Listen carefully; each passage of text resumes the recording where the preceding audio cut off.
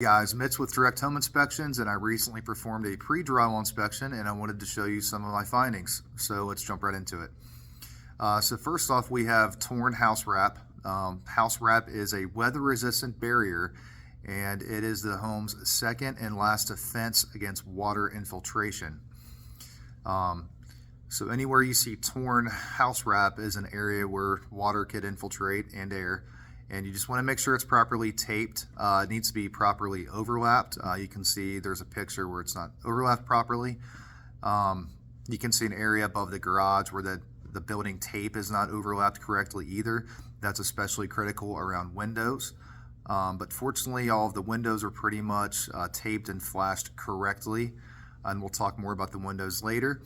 But moving forward, getting into the house, we ran into cracked floor joist. I've never personally seen this many cracked floor joists on a new home. Many of them were twisted.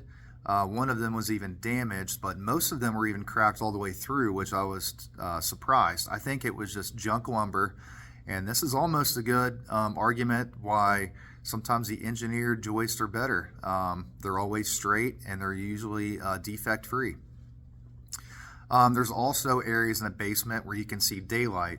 And this house has actually already been spray foamed, so they missed some areas. And once again, anywhere you see areas of daylight, they should be spray foamed. And this particular house too had a cut rim joist in multiple areas, and I've never personally seen that. I don't know if somebody's being trained how to use a circular saw, but that's something I left a question mark in my report. So moving forward, we go upstairs, we look at the 2x4s and the partition walls, and we had plumbing that was over drilled through the studs. Even partition walls that are non-load bearing, they shouldn't be drilled more than 60%, and as you can see in the pictures, they far exceed 60%, and some are a question mark, they're right on that edge. So moving forward from there, we had two 2x4s that were bowed, so they usually just cut them and sister a board next to them.